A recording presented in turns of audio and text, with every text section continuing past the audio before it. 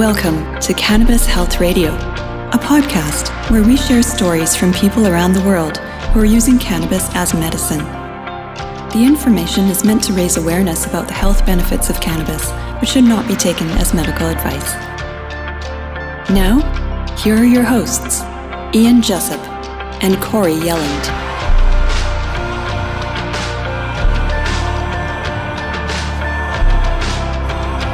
And here we are again. Welcome to another episode of Cannabis Health Radio. I'm Ian Jessup. And I'm Corey Yelland. Fibromyalgia is a long-term chronic condition that causes pain in the muscles and bones, areas of tenderness, general fatigue, sleep, and cognitive disturbances.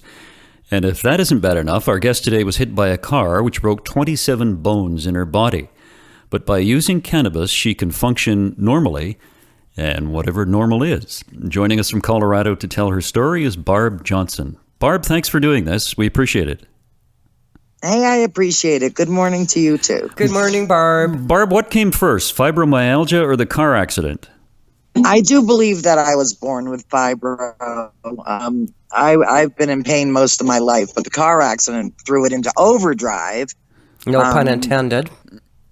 Right. It was a hit and run too, by the way, but that's irrelevant. But when I got hit by the car, that's when I started all the pharmaceutical meds. And when I say all the pharmaceutical meds, I mean I had a pharmacy. Everything from, oh my gosh, they were giving me mind-altering, mood stabilizer things. I didn't do that. I was just in pain. And, of course, the Lortabs, the Vicodin, the Xanax. I was prescribed 3 blue a day. 3 what? Which, if I took a half of blue Xanaxes, 10 milligram or 1 milligram, I guess they are, a day. And if I took a half of one now, I'd be down for a week.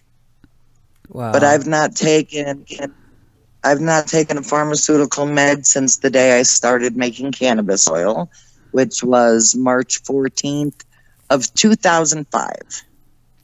Barb, take us back to the day that you were hit by a car. Tell us what happened. I was walking down the road in Naugatuck, Connecticut, and I can't even describe the car. It was a dark-looking sedan. Woke up in the hospital. I really can't tell you much about it. And it was a hit and run. It was a hit and run. I broke damn near everything. And I was laid up for a really, really, really long time. And drugged beyond, oh my gosh, beyond anything you can even imagine. It was crazy.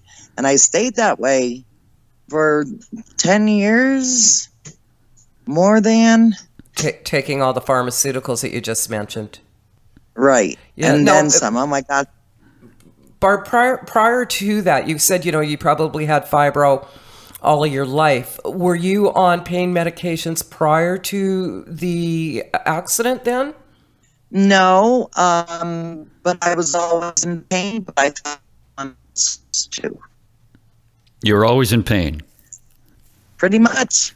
I can remember being really, really young and not being able to do things that my friends could do. Boy. And then you have the car accident, and then you're in real pain. Right. Then I started going to the doctors and getting the meds and listening to them, which I never did before. And since I stopped taking them, I haven't since. I don't do doctors. I don't do meds. What did a typical day look like for you, medication-wise? What would you take? Oh, my gosh. Started off with the Lortabs and the Xanax. And I had, oh, my gosh, I can't even remember them all. But I had the mind-altering ones, the ones that you give to psych patients, which there's nothing wrong with my mind besides, cognition and stuff from the fibro. But that's way better than it was then, for sure. In fact, the day I started taking oil, we're driving down the street. I said to my husband, oh, look, a 52 Nomad. How did I know that? But my brain, much better shape, much better. Barb, take us. But I was taking Depakote, Trazodone, things that gave me nightmares, and oh my gosh, I can't believe I even did that all those years. Then I found out. Go ahead. On an average day, then, how many pills would you say you took in a day? Just approximately. Probably 30. 30? Probably. dirty. Yeah, I had a card table covered with medicine bottles. It was insane. And when I think of that doctor, when I think of him now, and I thought he was such a great doctor, and I look at what he was giving me, he shouldn't even be in business. Yeah. That was back in Richmond, Indiana. Well, that's exactly it. He was in business. Exactly. Yeah. And retired now, I'm sure, with a mansion. Now, how did you get introduced to cannabis? Well, I've been smoking since 1968. So, and I remember back in 74 with the lab rats. I remember that clearly. That's the year I graduated high school. And ever since then, I had been spouting, oh, cannabis cures cancer. Had no idea what I was talking about. And then years later, getting on Facebook, getting in different cannabis groups, I started finding out about concentrates and oils. And then my youngest cousin, at 50 years old, called me up one day, told me she had brain cancer, and I can't tell you what kind. I just don't remember. But I immediately started making cannabis oil that day. Now, so this would be the first time you ever made it? Yes. And so how did you figure out how to make it then? What was the process? It was all on Facebook. I was searching. I went to the Cannabis Oil Success Stories site. I went to a lot of different places because I wanted to heal her. And, of course, since then, I found so much information. Everything is available now. Yes. When I started making it for her is when I started taking it myself. And the same day that I made it, I took my first dose that day, and I've never taken a pharmaceutical since, except my Eliquis, because I had a deep vein thrombosis back in October. Yeah, I remember that. Yeah. But actually, I don't need to take it as long as I have cannabis oil as a natural blood thinner, along with CBD 3 times a day. I learned that from my dear friend Taz Christie, who I believe you know. Yes, we interviewed Taz. A very dear friend of mine, and I just recently got a lovely gift box. So actually, I'm feeling much better than when I talked to you 2 days ago. Well, good. Because I got the oil back in my system. Good. Yeah, I had to stop for a while because I couldn't afford it, and now I'm good for a while, I hope. Tell us about your cousin with the brain tumor. So you made oil.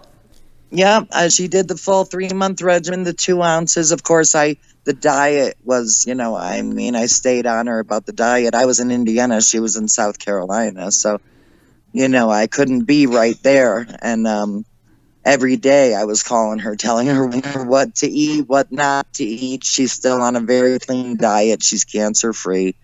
And crazy as a shithouse loon, but she always was. So did she have any chemotherapy or radiation, or just the oil? She had chemo before she told me. Okay. And I'm not sure of how many rounds, but I do know that she stopped it once she got on the oil regimen. Good for her. And she's healthy and cancer-free today. Awesome. Yes, she is. And you started taking oil at the same time. So you take that first dose of oil, and what happens for you, if anything? Well, I think I've told you before, but it's such a great story. I took my first dose, about rice grain size, and in a capsule because I can't handle the taste, and I still do it in capsules. And I'm walking across the living room, and I'm walking by the corner of the couch. I said to my husband, "Oh, I think I need to sit down." And I sat on the couch, and my body just started tilting over to the side. And I said, "Oh, maybe I have to lay down." So I'm sitting there and I'm just like, okay, well, I don't remember too much after that. I slept, got up the next day. Now, keep in mind, I can't walk. And I never did walk. My husband would walk me to the car. I would drive. We park in handicapped spots. I use motorized carts. That morning, I got up and decided to walk out to the mailbox, which was about a quarter mile. I don't do that. That's not something that even enters my head. I don't walk. Broke into a jog. Wow. And so you jogged. Yeah. Yeah, just kind of started, just the fact that I was picking him up and putting him down, I was like, I wonder if I can run. So I just kind of started jogging along back to the house. And I mean, it wasn't far, but it was in not even in the realm of anything that I could do. I just couldn't and didn't do that ever. And we went to the supermarket, and I didn't even get a shopping cart, let alone a motorist cart. I was walking straight up by myself with the basket that you carry, no cart to lean on, and that's hadn't happened in many, many years. And that was how long after you started oil? The next day. Next day. Wow, amazing. Yeah, and never took another Farmy, never, not one. Threw them all away, got rid of them all. So you didn't wean yourself off the pharmaceuticals, you just threw them away. Yeah, I did. And the oil kicked in really good because I didn't have withdrawals of any kind or anything like that. I just felt better. And maybe withdrawals were going on and I didn't even notice it because I felt so much better. Now, when you say you felt better, did you feel better as a result of what happened to you in the car accident or the fibromyalgia or both? Just an overall... Definitely. Both. Just I was able to walk and move and all that. And yeah, it was like I was almost normal. Must have been like a miracle for you. It was a miracle for me. And I've been shouting it from the rooftops ever since. And this was back in Indiana. And that's not a very cool state. And I was healing people from Indiana. And, I was a balls to the wall activist in Indiana. And that was really scary. So 5 years ago, it was just a couple of days ago, it was 5 years, we moved to Colorado where we can heal naturally. Why do you say Indiana is a very scary state? When we left, there was a warrant for my husband for an empty roach. Are you kidding me? No, it's still active. You can look it up. Wow. An empty roach. He got pulled over. He saw the lights, and it was down to a roach at that point. And he, rubbed it between his fingers, saw the weed was out, rolled it up in a tiny ball, pitched it on the floor. Cops searched the car for like 2.5 hours till he found that little rolled up piece of paper and busted him. He called me from the jail. And I kept going to court with him, with his court-appointed attorney, talking about jury nullification, talking about was there enough there to test? Some want to see the results of the test because there wasn't. And they weren't going to let up on it. And he was looking at the third time in Indiana and could have gotten a lot of time for it. And I'm like, we're out of here. Mm-hmm. And that was 5 years ago. And that warrant is still active. But before that, he and I had both gone to prison for cannabis in Indiana. They busted our door down, found 78 grams of Indiana brickweed. It's not even anything good. And gave us conspiracy to sell and all that. My God. And we are both cannabis felons. And Corey, you know me. I'm the nicest girl in the world. And I've been to prison. And she can because cook. I can't. And she can cook. Barb's a phenomenal cook. Yeah. Oh, are you? Barb, how much time did you spend in prison over this? I was given a sentence or I could have seen 4 to 20. And I ended up, because I gave our entire retirement, it was over 20 grand, to a lawyer. I ended up getting 6 months, which I only did half of. Steve did 9 months. Wow. Steve's your husband? Yes. All over a plant. All over a plant. Yeah, 78 grams of weed in the drawer, not in individual baggies or anything, just the jar. Threw me on the floor, put a gun to my temple, and pulled the trigger. What? Run that by me? Pulled the trigger, cocked it. Cocked it, yeah. I was going to say, if he pulled the trigger, he missed. Right. Well, that had to be super traumatizing, Barb. Yeah, that took a lot to get over.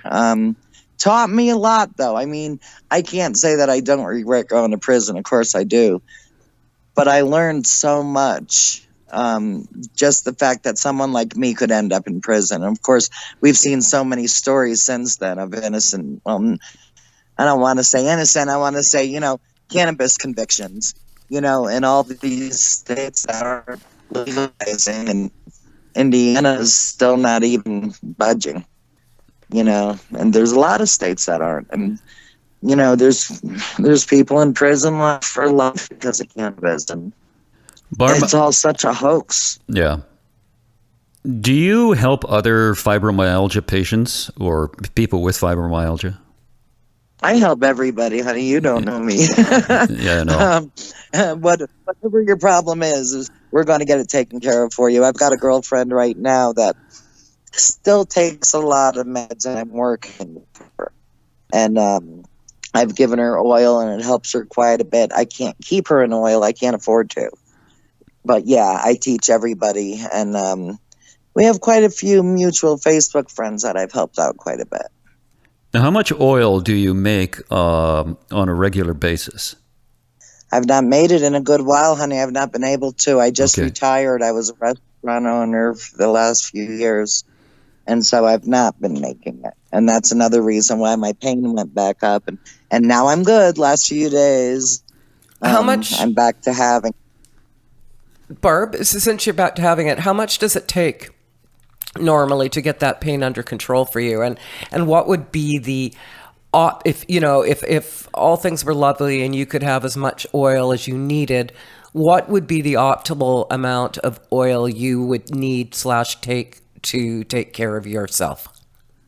I would love to be able to take a gram a day. Right now I'm doing about a half a gram a day, and I'm way, way better than I was a couple of days ago. So I'm real happy with that. Now, is that if I dose could do divided? a gram a day, yes. Okay. Yeah, I can't eat a gram. Okay, so that would be taken throughout the course of 24 hours then? Course of maybe 16 hours. Okay, yeah. I have to sleep sometime, Corey. Well, I would expect the oil to help you sleep. Yes. and it does. It's something that I'm working back with because, you build up a tolerance. And since I haven't had it for a while and now I have it again, I'm stretching it out over the day. And God, it's working for me so well. I'm so grateful. And it's interesting how it's almost an instantaneous thing for you. It's not like you have to build up for weeks on end before you're noticing some difference. So that's nice. That's right. And with me, it is. It is instantaneous. And considering that I can smoke pot all day long and not get high, that's pretty amazing. Wow. Yeah. Very good. Yeah. Barb, so smoking's not a necessity for me. I still feel like I have to smoke every day, and I do, but I really don't think it does anything for me. And I think once I'm able to stay on oil all the time, I won't need to smoke at all, I think. Barb, how long did it take for you when you stopped the oil for your pain to return? It's hard to say because, like I said, I was a restaurant owner and I was very, very, very busy. Yeah. And when you're busy, that oversees pain. I could run through that restaurant with my hips and legs screaming, but it's not stopping me. Since I retired in September and I'm on my butt more often, my pain got way worse. And then I just started taking it again a couple of days ago. And like I said, I'm way, way better today. Do you do CBD as well? I do. Yeah. Okay. Because, I'm sure there's a lot of people who are listening and trying to glean information who have fibro. What I've seen work best, and I don't know what your experience is essentially with a 1-to-1 ratio, THC CBD seems to be a really good place to start for people with fibro. Well, I do a full spectrum CBD, just a couple of drops, a couple of times a day under the tongue type thing. Right. And but I know because my pain ratio is so very, very high, and I feel sorry for the people around me hearing me moan and groan every time I go to stand up and whatever. It's not like that today. It's better. I'm better. I can move better. I squat. I I won't even attempt to squat. My legs are like dead and have been for years, but they're keeping me moving. I'm putting one foot in front of the other and I can go. I don't have to just go from the door to the car. I can walk to the mailbox today, you know? Yeah, and because as you're long back as I, on it. that's right. That's right. And I've got a good few syringes, and we're just going to have to work it back into the budget somehow, because on a good day like this, I feel like I can never go back, Yeah. you know? So I need to start making it myself again, you know? Like I said, I just retired. We're working everything into the place. I'm raising a child now that came unexpectedly. And, you know, we're just settling in, and then I'll start making it for myself again. Yeah. Soon. Yeah. Yeah. Need to. I have to. Barb, does your husband take it? My husband takes it for dementia, and it's doing him a world of good, along with turmeric and CBD. Oh, interesting. Yeah, because I think we had a question the other day. We had a question the other day that someone was asking about Alzheimer's and dementia, and Great successes with it. Yes. Yeah. Ready. Yeah. And he's almost 70. So, you know, we're really pleased with the outcome. Good. Yeah. How different is your diet today than it was when you were on the pharmaceutical drugs? Being a chef, we've always eaten really clean. Yeah. And we still do. Before I opened the restaurants a few years ago, absolutely everything in my house was organic. I made our own lunch meat. I baked our bread every day, every single thing. Plus, we work with the Amish community. So I was getting very clean meats and veggies and all that. We still eat as clean as possible. And it's because I'm a chef. It's not the norm for people, you know, and it's not easy if you're not experienced with food like that, you know, but we've always eaten real healthy. I raised my kids real healthy. And my youngest now is 36. 36. Yeah, my oldest is 46 this year. And I thought you were 39. I know I look so good. As long as I wear turtlenecks or scarves, no one will know. A little bit of both. That's right. Yeah, you've got an interesting story. I don't know how a child can grow up with fibromyalgia and watch other kids play, but constantly live in pain. That must have been very difficult emotionally for you, too. I so very well remember believing that everyone was. I did not think I was any different from anyone else. You just thought it was the norm because it had been your norm. Right. I remember, well, this was long before me and Steve got together, and we've been together pushing 20 years. But I was dating this guy that was like 20 years my senior. And he's out there working hard. He's in his 60s. And I remember saying to him, honey, you need to sit down for a while. And he got mad at me. He said, I don't need no rocking chair. And I said, I do. And I was in my early 40s, you know. But yeah, I've always been this way. But I'm telling you, nothing works like what I'm doing now. Nothing. And even when I was at the farms, I honestly believe that they did not kill pain. They killed my brain. No brain, no pain. Mm-hmm. And that's the truth. You know, you're all zombified by these drugs. You don't feel pain. You don't feel anything. Mm-hmm. You know, I'm fully functioning. I could go and reopen the restaurant today. If you shoot me in the eye, I'll consider it. But I know that physically I could. I have no intention of it, but I know that I could today. Yeah, because your pain's taken care of. It is. And I'm in a slight amount of pain right now. My thighs hurt. My thighs always hurt.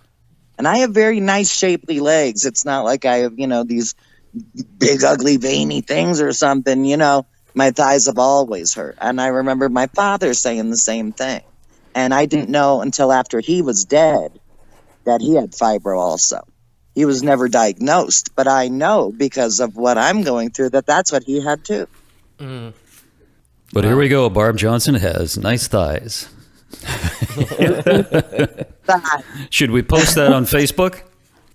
Let's not go there today. They already know.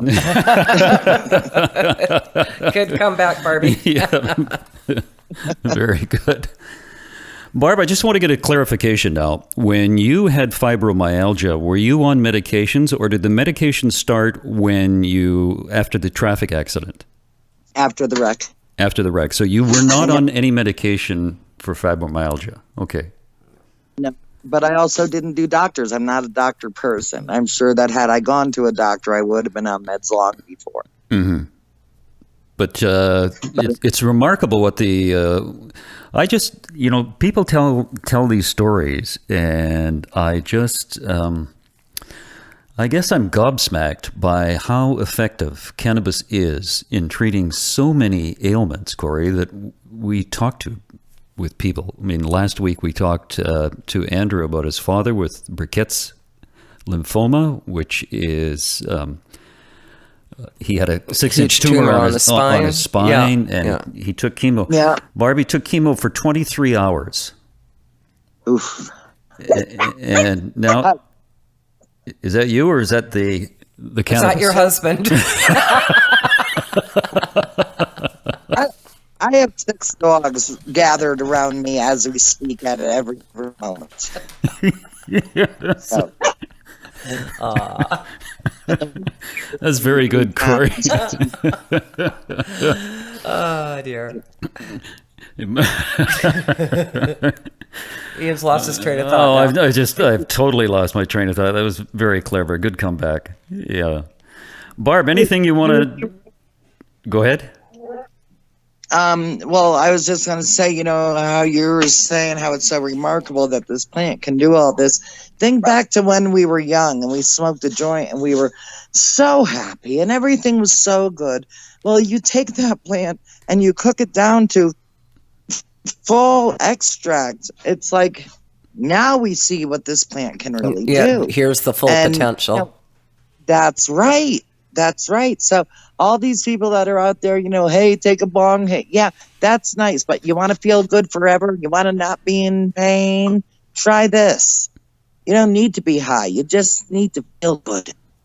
Mm-hmm. Yeah. I think there's one common denominator in everyone we've interviewed, nearly everybody we've interviewed, Corey. It's the pain, whether it's psychological or physical pain. Mm-hmm. I think everybody has some sort of pain within their body. And mental anguish. Mental anguish, that's right. Absolutely, yes. Yeah. That's right. I mean, this Andrew from last week, he was talking about the anguish his father has gone through on so many levels with this whole journey that he had gone through. And we all have anguish and pain of some sorts. So we could all do with a little bit of oil. Yeah. In one form or another, cannabis pretty much fixes everything. Yeah, it pretty does. much.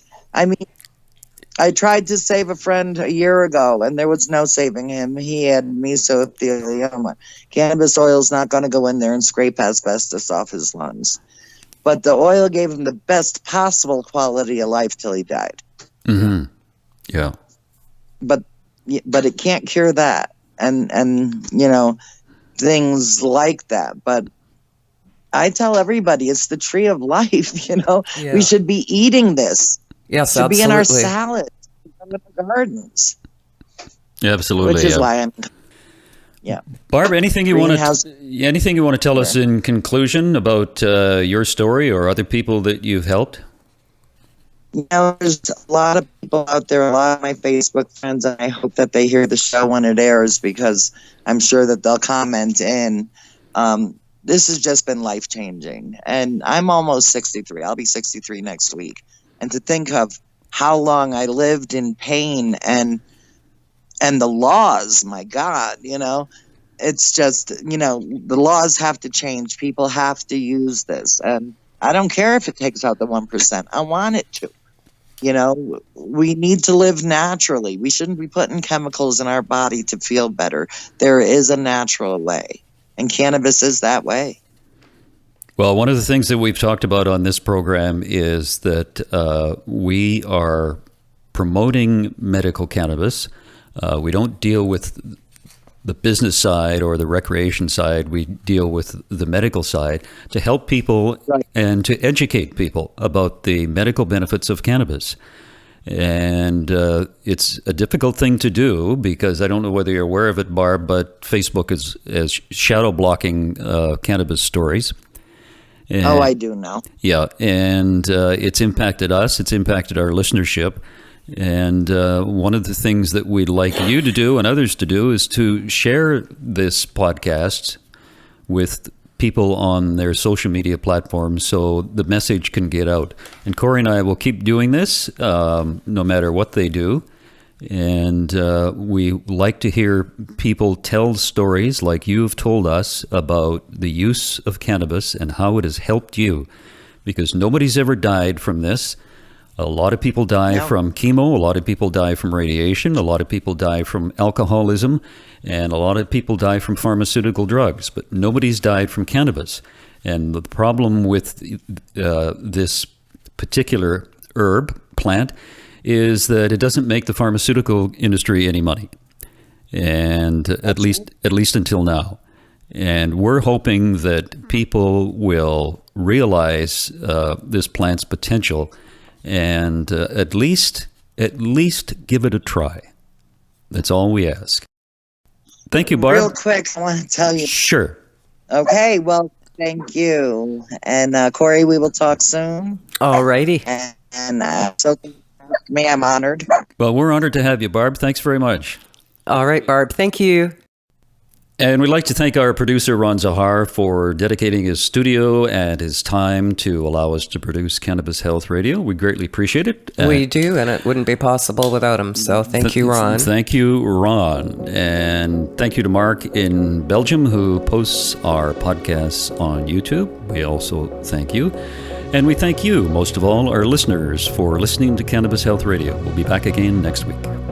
Thanks for listening to Cannabis Health Radio. For more information and to search previous podcasts, visit our website, cannabishealthradio.com. Subscribe so you don't miss new episodes. And follow us on Facebook, Instagram, and Twitter. This podcast is made possible by donations from our listeners. If you found the information helpful, please consider making a donation in any amount through our website. You can also help us share our message by leaving a review on your podcast listening platform. We are very grateful for your support. Thank you.